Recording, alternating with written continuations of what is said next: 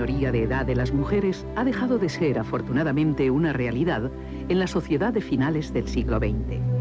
A pesar de que en más de 20 años de democracia solo 11 mujeres hayan desempeñado el cargo de ministras, las puertas se van abriendo y la mujer se introduce lentamente pero con seguridad en las instituciones de poder.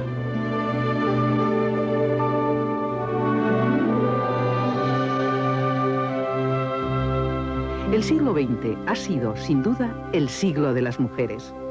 Muchas han entregado sus vidas para conseguir un mundo mejor y han luchado por alcanzar la ansiada igualdad de los sexos.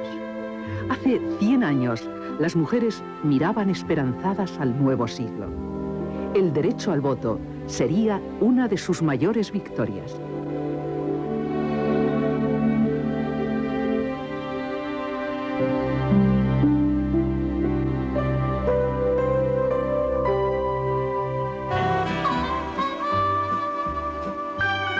Por una diferencia de 40 votos a favor y después de varios días de debate, el Parlamento republicano aprobaba el derecho de las mujeres a manifestarse en las urnas.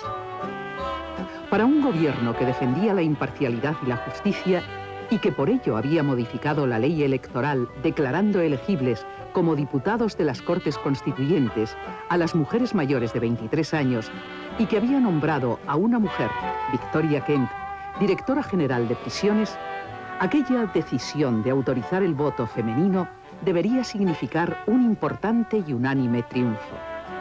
Sin embargo, no fue así. Y mientras unos daban vivas a la República de las mujeres, otros se lamentaban porque pensaban que el voto femenino no era más que una puñalada trapera a la República. Y algunos afirmaban, es lo más grave que se ha votado hasta ahora, porque ha de favorecer enormemente a las derechas. La prensa no permaneció ajena a la polémica, y así la reflejan los distintos diarios. La verdadera artífice de aquella conquista femenina había sido una mujer, para la que fueron más importantes sus convicciones personales que la disciplina de partido. Clara Campoamor defendió el voto femenino en contra de la opinión del Partido Radical al que pertenecía. Todo lo contrario de Victoria Kent, que se opuso por considerar que las mujeres no estaban preparadas y porque, según ella, su participación en la política sería negativa para la República. La desunión entre las dos únicas mujeres parlamentarias fue utilizada para atacar y desprestigiar al sexo femenino, cuando en realidad lo único que había sucedido es que para una lo más importante eran los intereses de partido, mientras que para la otra el derecho al voto de las mujeres resultaba prioritario. Las dos eran mujeres universitarias. Pertenecían al grupo privilegiado que había podido asistir a la universidad, que desde 1910 admitía mujeres como alumnas. A comienzos de este siglo, más del 70% de las mujeres eran analfabetas. Según las estadísticas, solo un 10% del alumnado de estudios medios pertenecía al sexo femenino. Y aunque niños y niñas compartían aulas, las actividades diferían bastante de acuerdo con el sexo. A las niñas se les enseñaba lo elemental. Así pues, de acuerdo con aquella situación, no resulta extraño, al analizar el porcentaje de estudios universitarios, encontrarse con el increíble dato de que por 17.000 varones, solo una mujer asistía a la universidad.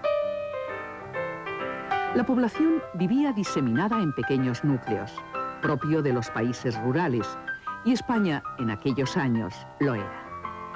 La mayoría de mujeres que trabajaban fuera del hogar lo hacían en el campo, no necesitaban ningún tipo de cualificación. Trabajaban en condiciones infrahumanas y con unos salarios muy inferiores a los de los hombres.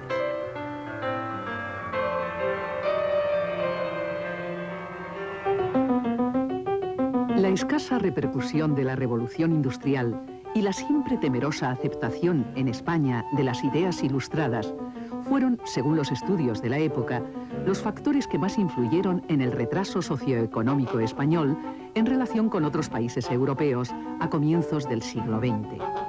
También es atribuible a esta ausencia de modernidad la poca representatividad del feminismo español, que no conseguirá estructurarse hasta el año 1918, cuando se crea la Asociación Nacional de Mujeres Españolas. El feminismo, que había nacido en el siglo XVIII como una alternativa política, al rechazar las doctrinas misóginas de Rousseau, después de muchos avances y retrocesos, de muchos sacrificios personales, de mujeres valientes, era, a finales del siglo XIX, una realidad imparable. El feminismo es un hijo no querido de la Ilustración, y no por hijo no querido menos hijo. El feminismo es radicalmente ilustrado. Nace justo cuando la Ilustración, esta nueva época histórica, abre toda una perspectiva de esperanza para los seres humanos. Cuando nacen las grandes declaraciones universales que comienzan con esas palabras tan enormes: todos los seres humanos nacen libres e iguales. Estas declaraciones, las americanas primero, las declaraciones de la Revolución Francesa después, son el origen del feminismo. El feminismo es la petición por parte de las mujeres de detentar y poseer los mismos derechos y bienes en función de ser seres humanos, que a cualquier ser humano se le reconozcan. Es pedir la entrada en la educación, la ciudadanía, el voto, todos aquellos bienes de participación, de dignidad, de respeto, que esa nueva época abre como horizonte completo de la humanidad. También en España se dejó sentir el espíritu ilustrado. El rey Carlos III favoreció la entrada de mujeres en las sociedades económicas del país y en las reales academias. Hubo en aquel tiempo voces de mujeres que pedían el acceso a la cultura. Las mujeres ilustradas conocían bien la importancia de una buena educación. Así lo recordaba Josefa Amari Borbón en su discurso de ingreso en la Sociedad Económica Matritense de Madrid. No contentos los hombres con haberse reservado los empleos y las honras, han despojado a las mujeres hasta de la complacencia de tener un conocimiento ilustrado. Quisiera saber cuántos de los hombres de la sociedad matritense tienen conocimientos elementales y con todo asisten y dan su voto. Si las mujeres tuvieran la misma educación que los hombres, harían tanto o más que estos. El acceso a la cultura será una constante en las reivindicaciones femeninas. Si bien es verdad que en España el feminismo organizado fue más tardío que en otros países, también lo es que ni en un solo momento dejaron las mujeres españolas de manifestarse. Lo hicieron aisladamente, pero no de forma casual o excepcional.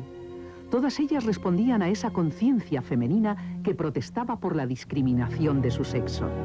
Concepción Arenal decía: lo primero que necesita la mujer es afirmar su personalidad independiente de su estado y persuadirse de que soltera, casada o viuda tiene deberes que cumplir, derechos que reclamar, dignidad que no depende de nadie. Doña Emilia Pardo Bazán escribía: para el español todo puede y debe transformarse. Solo la mujer ha de mantenerse inmutable. Y Rosario de Acuña manifestaba: defender la libertad de pensamiento sin contar con la mujer, regenerar la sociedad y afirmar las conquistas de los siglos sin contar con la mujer. Imposible. Yo me contentaré con combatir a los enemigos, sea los que fueren, de la ilustración de la mujer, de la dignificación de la compañera del hombre. Es como si se fueran pasando el testigo de unas a otras. Sus manifestaciones van perdiendo timidez.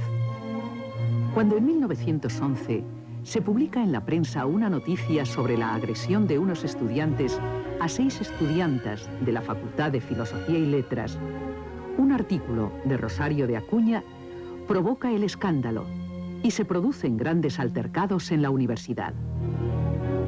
Rosario, que vivía retirada en una casa solitaria sobre el mar Cantábrico, en las afueras de Gijón, se manifestaba así: ¿a quién se le ocurre ir a estudiar a la universidad? Dios nos libre de las mujeres letradas. ¿A dónde iríamos a parar? También como vamos en el machito. ¿Pues qué? ¿Es acaso persona una mujer? ¿No andan ya los sabios a vueltas para ver si es posible sustituirlas por engendradoras artificiales? 10 años más tarde, Carmen de Burgos, al frente de un grupo de mujeres, salió a la calle para dirigirse al Parlamento, donde entregaron un manifiesto en favor del voto femenino. Carmen de Burgos ya había promovido desde la prensa una campaña para debatir la necesidad de la ley del divorcio. Escritora, primera mujer redactora de un periódico, Carmen de Burgos, o Colombín, seudónimo utilizado en sus artículos, había conseguido en 1901 el título de maestra de primera enseñanza.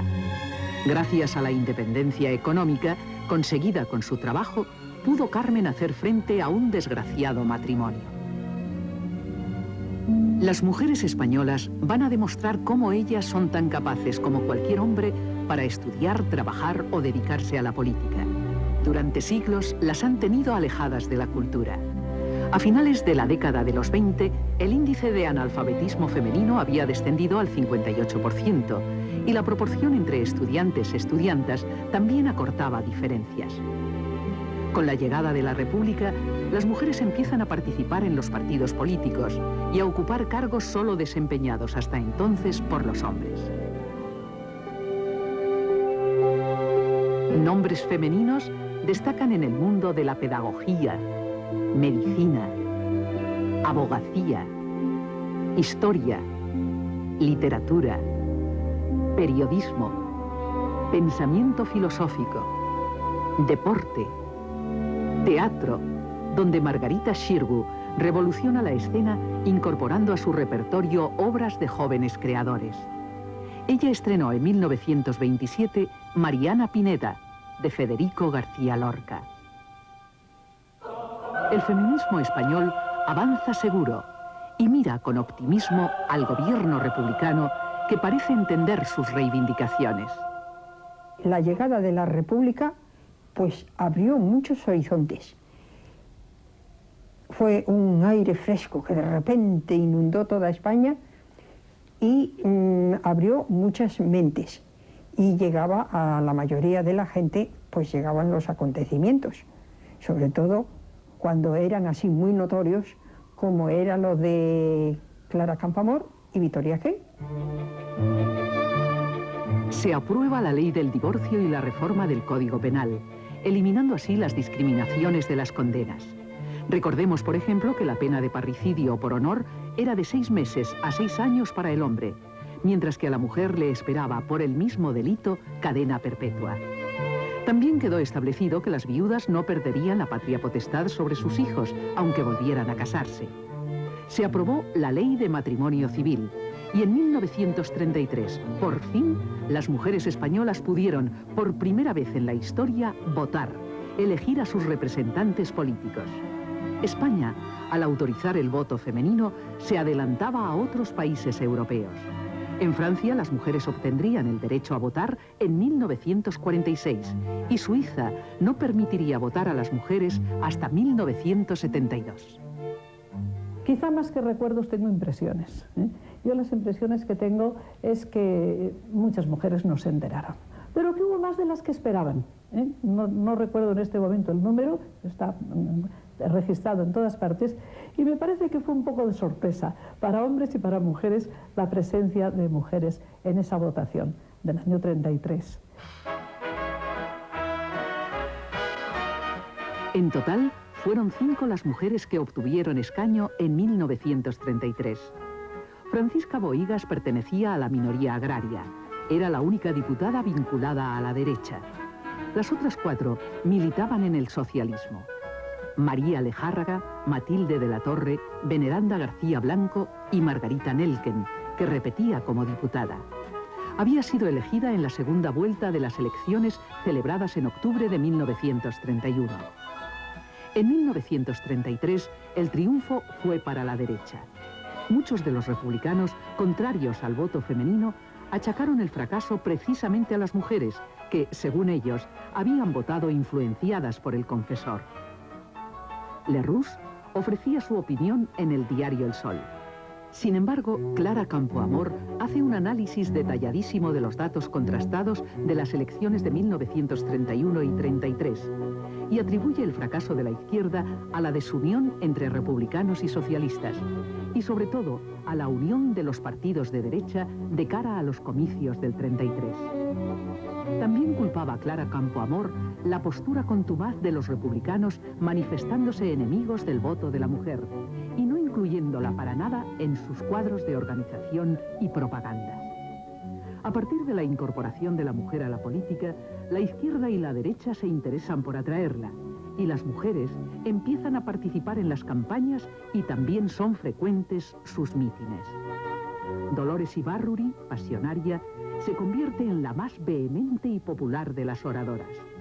Ella conseguirá el acta de diputada por Asturias en las elecciones del 36, junto con Margarita Nelken y Matilde de la Torre, que repiten, y la socialista Julia Álvarez, elegida por Madrid. Victoria Kent retorna también al Congreso. Clara Campoamor, que había abandonado el Partido Radical de Lerroux por no creer ya en su programa, no consigue ser admitida en el Partido de Izquierda Republicana y nunca volverá al Congreso. Pero a pesar de que solo estuvo 2 años como diputada, sus intervenciones fueron más numerosas que las de cualquiera de sus compañeras, incluida Margarita Nelken, que permaneció en la Cámara 5 años.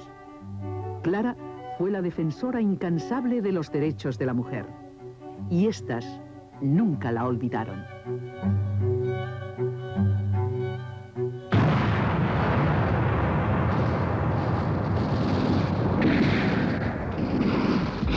La guerra civil acabó con la vida de muchas españolas y españoles.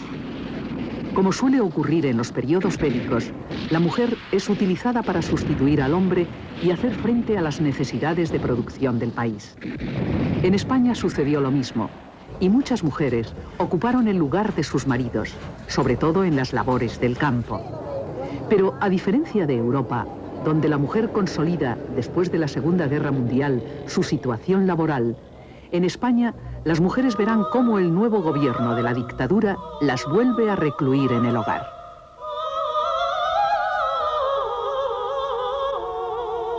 Una de las primeras medidas del nuevo gobierno fue suprimir la coeducación, que para Onésimo Redondo constituía un crimen ministerial contra las mujeres decentes. La coeducación o emparejamiento escolar, decía el líder falangista, es un delito contra la salud del pueblo. La figura de la mujer tendrá gran importancia y será muy promocionada en el régimen franquista. Pero es una mujer especial, de esmerado diseño, que deberá ocupar un lugar privilegiado en la sociedad, el hogar. Allí se dedicará al cuidado de la casa y de los hijos y pondrá, según frases textuales de la época, en los ocios del marido una suave lumbre de espiritualidad y de amor. Las mujeres, desde el año 1939, no pueden opositar a notarías ni ser registradoras de la propiedad.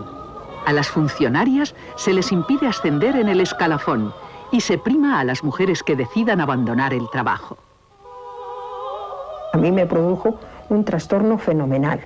Yo me encontré con la carrera terminada y yo no hacía más que decir, bueno, ¿y ahora qué? ¿Y ahora qué? Porque todas las oposiciones importantes estaban prohibidas. Y se podía entrar en la administración.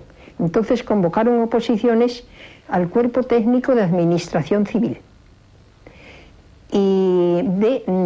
Pero no eran generales, eran por ministerios. Y yo era del Ministerio de Agricultura. Yo entré con una dificultad espantosa, porque había acordado el tribunal que allí no entraba ninguna mujer, ninguna.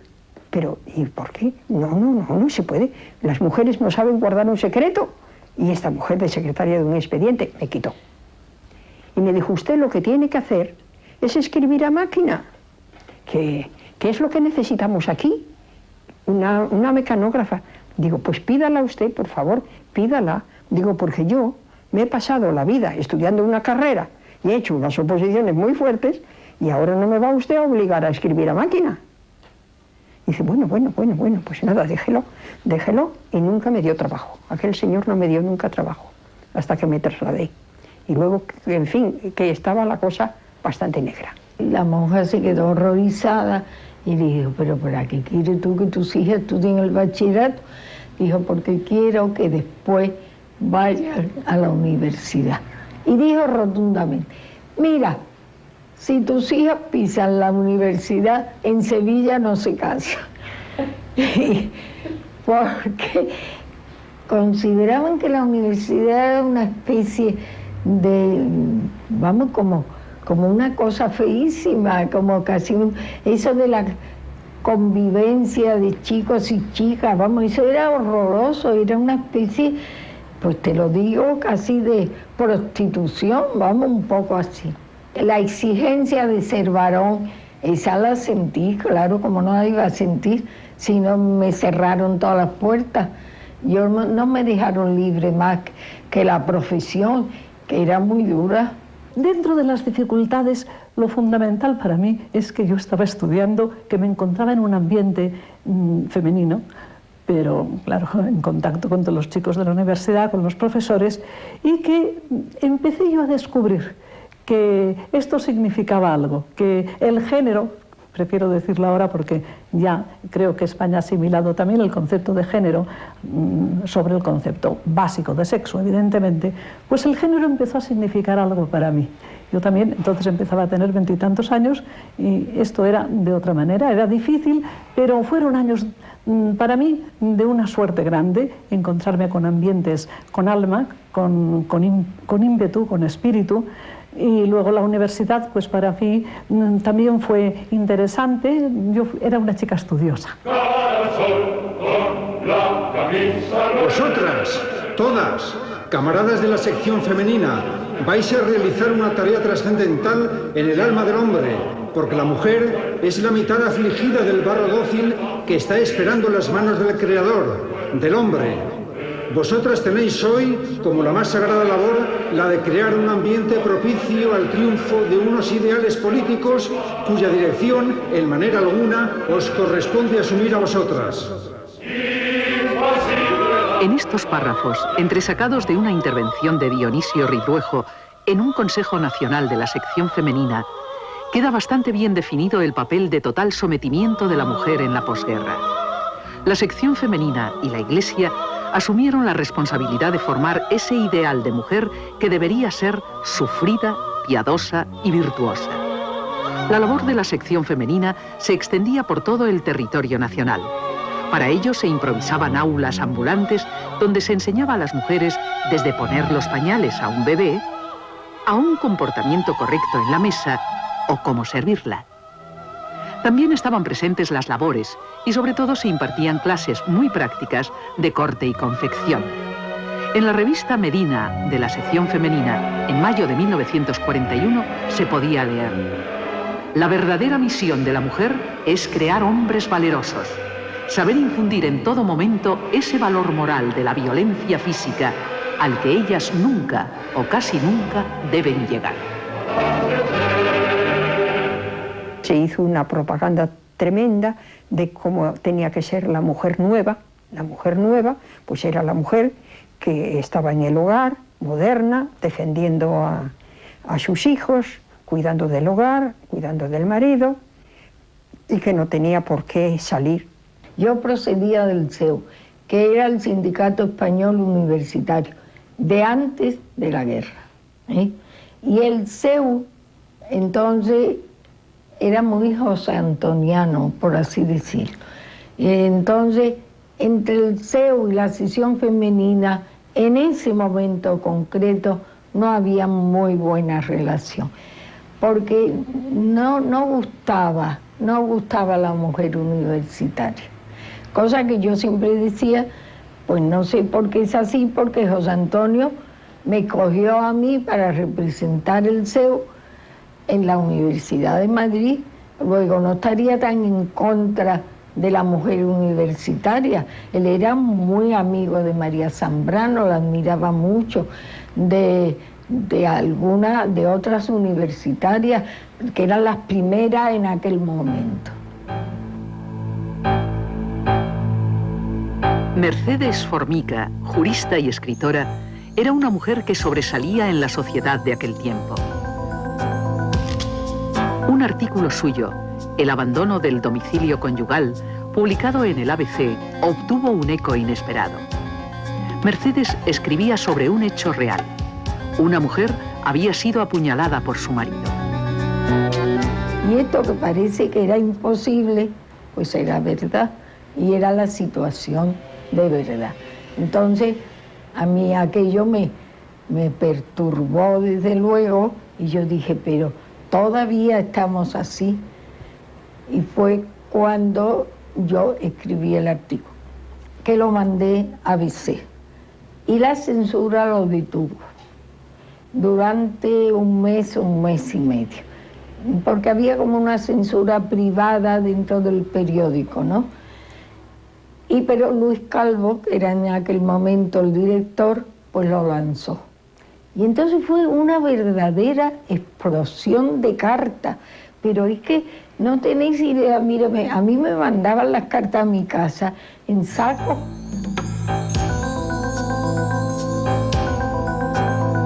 Durante meses, el tema desarrollado por Mercedes Formica despertó la conciencia de muchas personas.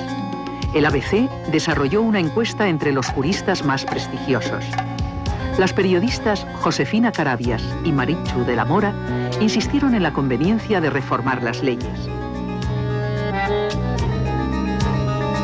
La prensa internacional difundió el artículo de Mercedes Formica y comentó durante bastante tiempo las reacciones en la sociedad española.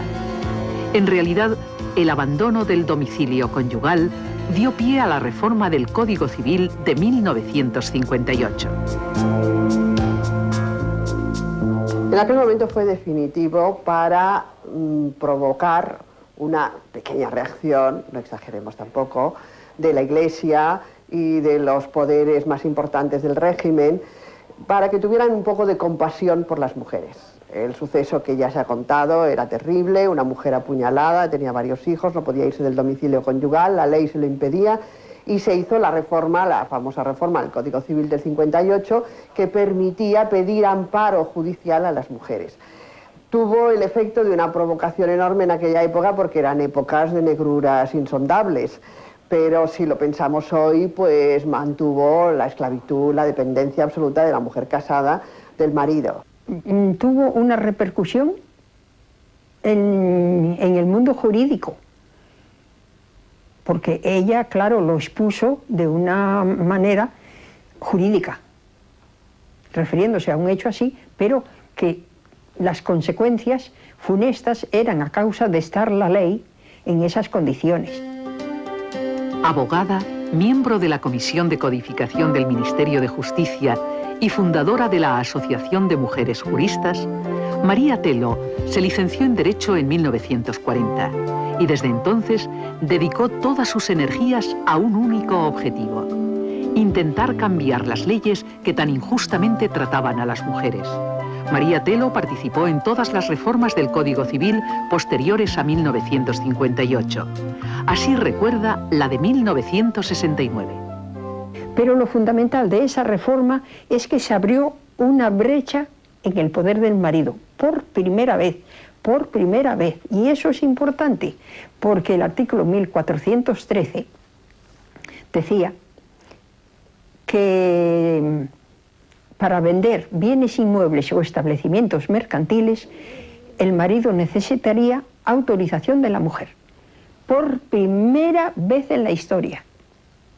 Y eso era fundamental. Fue duro para muchos hombres el leer eso, muy duro. Y tuvo, en fin, muchas réplicas, pero ahí quedó abierta esa brecha, que era importante. María Telo fue testigo de excepción y conoce muy bien la realidad de las mujeres españolas en el siglo XX. Igual que Ángeles Galino, que en 1953 se convirtió en la primera catedrática de universidad por oposición. La toma de posesión yo no sabía cómo iba a ser. Es como cuando uno está pensando cómo será ese acto. Entonces yo fui con dos amigos míos y me encontré con que había otro catedrático de ciencias que también iba a tomar posesión el mismo día que yo. Entonces, bueno, yo tomé posesión Y este catedrático, no recuerdo su nombre, pero sé que era de ciencias, pues le brindaron y firmó también como testigo, porque había estado allí. Y yo, cuando llegó el momento de tomar posesión él, pues yo, infeliz de mí, saqué también mi pluma, pensando que yo también iba a firmar como testigo. Entonces me dice el rector: usted perdone, no puede usted firmar porque en España las mujeres no sirven para testigos. Autora de importantes tratados sobre educación, Ángeles Galino fue nombrada en 1969 directora general de Enseñanza Media. Era la primera mujer que ocupaba este cargo. Su experiencia en el mundo educativo, sin duda, influyó en su elección. Yo creo que lo que influyó, así lo viví yo, influyó el que yo ya me había dedicado unos años antes, del año 69, ya llevaba mucho tiempo en la cátedra, había publicado libros y demás, a trabajar con compañeros con los que yo coincidía en una renovación pedagógica de la educación. ¿Renovación en qué sentido? Hombre, de acercamiento más a los chicos, de conocerles más, todo en este sentido. En los 60, afortunadamente, algo iba cambiando. Las modas y costumbres europeas llegaban a nuestro país. Se imitaban los comportamientos sociales y, para escándalo de muchos, las españolas empezaron a ser libres en el vestir, pero seguían estando muy lejos en sus reivindicaciones de las del resto de Europa. Se les permitía imitar a las europeas en comportamientos externos, aunque se les negaba el acceso a otro tipo de formación. Por ejemplo, el libro de Simone de Beauvoir, El segundo sexo, editado en 1949 y que revolucionó totalmente el mundo femenino, no fue autorizado en España hasta 1965, a través de una editorial argentina. Aquel libro, indudablemente, influiría en el ánimo de muchas españolas, entonces estudiantes. Me causó un gran impacto, porque era la primera vez que se presentaba de un modo muy completo y muy realista la situación de la mujer en general en la sociedad. Yo diría que el libro del segundo sexo de Simone de Beauvoir, para las personas que lo leímos en España, yo creo que también marcó una etapa. Es decir, yo creo que después de haber leído el libro de Simone de Beauvoir, un número considerable de mujeres, pues aprendimos más a valorar y a conocer la situación general de la mujer, porque cada una de las mujeres quizá la vivíamos en nuestra propia experiencia, pero no de un modo global. Bueno, yo creo que el segundo sexo, en el momento en que apareció, no hay que olvidar que acaba de terminar la Segunda Guerra Mundial y tuvo una influencia enorme en los movimientos de liberación de la mujer. Muchas de las cosas que en él se dicen hoy ya se han visto cumplidas, lo que no quiere decir que no nos quede todavía muchísimo por hacer. El siglo XX es el siglo, dicen, de las mujeres, pero aún queda para el siglo XXI muchísimo por conseguir en esa revolución de la mujer, para conseguir de verdad que no solamente sea la igualdad de derechos o el derecho al voto que hemos conseguido en este siglo, sino que consigamos la igualdad real. El segundo sexo de Simone de Beauvoir es, yo diría, un libro absolutamente necesario e imprescindible para todo lo que ha representado el siglo XX.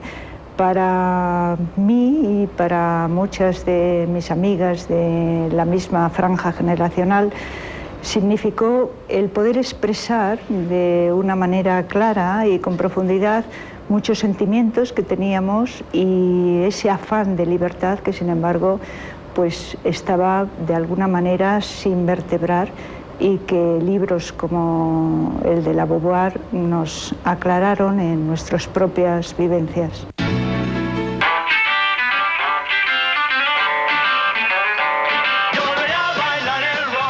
Es probable que El segundo sexo de Simone de Beauvoir no estuviese al alcance de muchas mujeres y que solo algunas pudiesen leerlo y comprenderlo, porque a la mayoría, dada su genuina educación, posiblemente no les interesara. Pero la etapa de oscuridad tocaba a su fin. En los últimos años de la década de los 60, España experimentará un importante crecimiento económico que indudablemente producirá decisivos cambios culturales y sociales en el país. Las condiciones de vida de los españoles mejoraron sensiblemente y, lógicamente, las de las mujeres también. La aparición de los electrodomésticos supondrá un cambio en las tareas del ama de casa, que verá cómo a partir de entonces podrá disponer de un tiempo para dedicarse a otras cosas. Es innegable que la mecanización de las tareas hogareñas vino a facilitar la emancipación de las mujeres. No debemos olvidar que la influencia de los medios de comunicación y la presencia de turismo extranjero fueron decisivos en la lentísima, pero real, liberalización de costumbres. Es en esta década de los 60 cuando se empieza a producir un cambio en la legislación tendente a eliminar algunas de las muchas situaciones discriminatorias con las mujeres. Se elimina del Código Penal la facultad que se concedía a padres y maridos de matar a sus hijas o esposas y a los hombres que con ellas yacían cuando eran cogidas en flagrante adulterio. Se aprueba la Ley sobre Derechos Políticos, Profesionales y de Trabajo de la Mujer. Muchas mujeres se incorporarán entonces al mundo laboral, siendo más numerosa su presencia en el sector de servicios, oficinistas, mecanógrafas y dependientas en grandes almacenes, que también se han convertido en una realidad de esta década. La juventud empieza a adquirir un protagonismo en la sociedad que hasta entonces no se había notado. Y aunque en España no se puede hablar de un movimiento similar al de mayo del 68, sí influyeron aquellas reacciones y protestas en los jóvenes españoles, en los llamados entonces progres. Fue en esos años cuando nació el movimiento democrático de mujeres, cuando empezaron a formarse asociaciones de amas de casa y cuando se creó el Seminario de Estudios Sociológicos de la Mujer. Durante 20 y tantos años nos estuvimos reuniendo todos los martes en casa de María Compalange para trabajar y publicamos varios libros. O sea, estudiábamos los temas, cuando era un tema en el que no teníamos suficiente información, buscábamos especialistas y por allí pasaron pues, desde Rof Carballo a Rodrigo de Delgado, una serie de personalidades que nos ayudaban a reflexionar sobre temas que nosotros no teníamos suficiente información. Entonces hicimos varios libros, Habla la mujer, un diagnóstico sobre el amor y el sexo, La mujer española de la transición a la modernidad, varios libros que están todos agotados. Desarrollaron una importante labor divulgativa. Escribieron libros, todos relacionados con el mundo femenino. Las integrantes del seminario eran universitarias y muchas de ellas pertenecían a organizaciones dentro de la Iglesia Católica, lo que sin duda influyó en la formación de su personalidad. Claro, como la acción católica nos daba oportunidad de contrastar opiniones, de tener espíritu crítico, de salir al extranjero, no era pequeña cosa en aquel momento en España poder salir a un congreso en el extranjero con los mejores teólogos que en aquel momento estaban en entredicho, pero que luego hicieron el Concilio Vaticano. O sea, nosotros conocimos de primera mano a Ranner o a Congar o a teólogos. Entonces, claro, traíamos como otros aires desde fuera y claro, dio oportunidad a que muchas mujeres fuimos en aquel momento pues muy críticas y muy incómodas, incluso dentro de la Iglesia, y aquello dio lugar a que en el año 68 salimos, pues no solo mujeres, muchos dirigentes de Acción Católica por un enfrentamiento, un diferente planteamiento y forma de ver las cosas. En estos años, otras mujeres luchaban en la clandestinidad por la igualdad de sexos. Uno de los principales objetivos era formar a las mujeres y, sobre todo, decirles que las cosas podían cambiar con el esfuerzo de todas.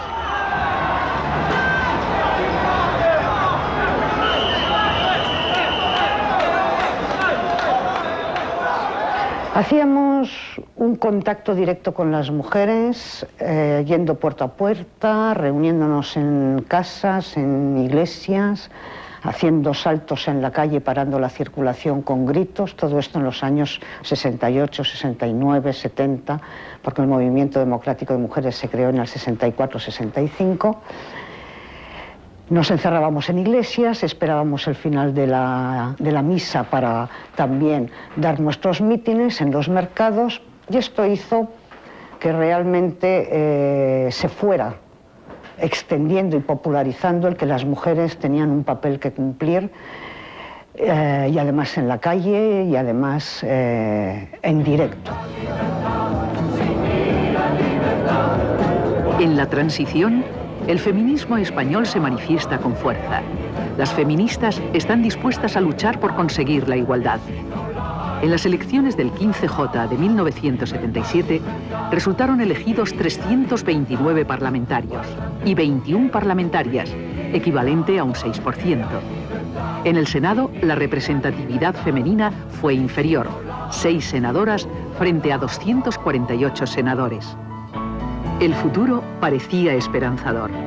El presidente de gobierno, Adolfo Suárez, nombraba a una mujer, Carmen Díez de Rivera, jefa del gabinete de presidencia. Un gesto tímido, pero gesto al fin y al cabo. Más tarde, en el gobierno de Calvo Sotelo, Soledad Becerril ocupará la cartera de Cultura. Soledad Becerril fue la segunda mujer elegida ministra en España. Federica Montseny lo había sido en el gobierno de Lerroux durante la República. La actividad de las organizaciones feministas en los años 70 fue decisiva. Yo diría que es un continuum, no hay un antes y un después del 78. Pensemos que el artículo 14 de la Constitución se consigue gracias a la lucha del movimiento feminista. El movimiento feminista organizado, colectivo, importante, comienza a principios del 75. Y solamente por él se consigue ese artículo de la Constitución como otras garantías. Yo estoy convencida que la transición democrática y la Constitución hubieran sido muy otras si las mujeres no hubieran trabajado y luchado por alcanzar esa igualdad de derechos. Los hombres siempre pueden conceder democracias en las que las mujeres no tienen garantías. Una de las campañas de mayor repercusión, la de planificación familiar, solucionó muchos problemas a las mujeres. No debemos olvidar que la píldora y todo tipo de anticonceptivos estaban tipificados como delito. Según una encuesta sobre la fecundidad de las españolas realizada en 1977, se concluía que la utilización de anticonceptivos estaba en relación directa con el nivel social y con el tipo de instrucción de las encuestadas. Así, el número de mujeres que no había controlado nunca la natalidad era superior entre las analfabetas sin estudios o con estudios primarios que entre las que tenían formación superior. Una de las batallas importantes era la despenalización de los anticonceptivos. Era muy curioso que en este país todos los años el informe del fiscal general del Estado, cuando hablaba de los delitos cometidos en España durante el año, se refería a las 800.000 mujeres que tomaban la píldora como delincuentes, y en realidad lo eran. Lo eran porque tanto la publicidad como la expendición, es vender los anticonceptivos o hablar de ellos, eran un delito tipificado en el artículo 416 del Código Penal, si no recuerdo mal. Mabel Pérez Serrano pertenecía a la gestora de la Asociación de Mujeres Separadas, la primera legalizada en España. Mabel fue designada como presidenta de la Subdirección de la Condición Femenina, creada en el primer gobierno de la UCD. Aquello fue precioso y fue dificilísimo, porque lo primero que teníamos que hacer era romper con la vieja trayectoria. Se nos acusaba de que íbamos a continuar lo de la sección femenina. Entonces, ¿cuál era el medio por excelencia para cambiar la imagen? La televisión. Insensatas de nosotras, convocamos a agencias de publicidad y se llegaron a rodar una serie de spots, 11 en total. Uno de ellos lo eliminamos porque nos pareció que al final no daba la imagen que queríamos dar, y conseguimos pues que estuvieran pasando por televisión. Incluso en el mes de mayo del 78 tuvimos 2 Leones de Oro en Cannes a 2 spots que creo que incluso podremos ver porque me parece que hemos tenido acceso a ellos, ¿no? Cariño, adivina qué te ha hecho tu hombrecito. Sopa. Sí, pero con el sabor especial que le da una pastilla de caldo quíntuple. ¿Caldo quíntuple? Sí, porque te quiero. Ridículos los señores, ¿verdad? Pues igual de ridículas quedan las señoras en las mismas situaciones. ¿No es ya momento de cambiar la imagen de la mujer?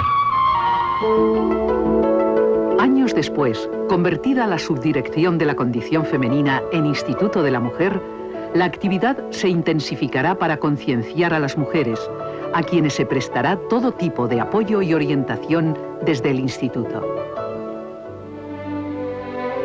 Después de la Constitución de 1978 y con la aprobación posterior de las leyes de divorcio y despenalización del aborto, así como la reforma del Código Civil y el nuevo Estatuto de los Trabajadores, se puede afirmar que las mujeres españolas han conseguido la igualdad jurídica, aunque en la práctica, en la realidad de cada día, siga siendo un sueño.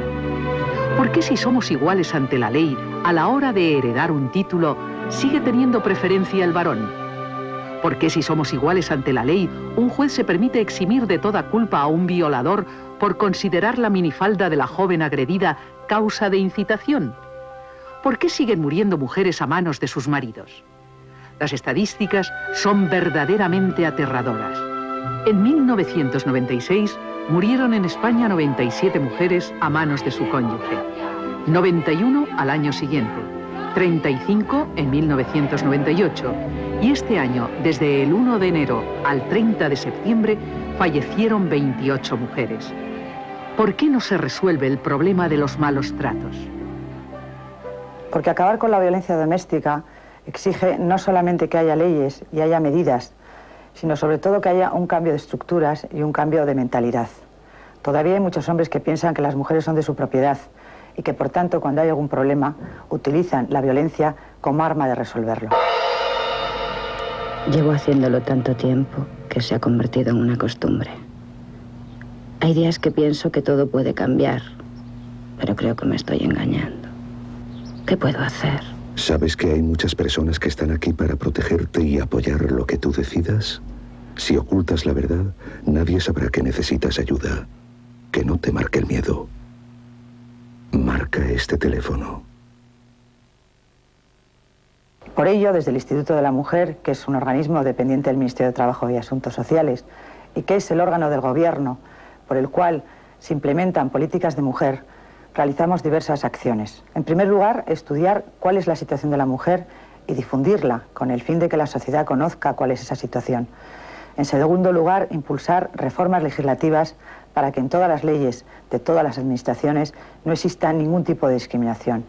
Y por último, poner en marcha acciones positivas, acciones que hagan que a las mujeres se las trate en aquellas situaciones donde están, es decir, tratar a las más desiguales no como iguales, sino como lo que son, todavía discriminadas.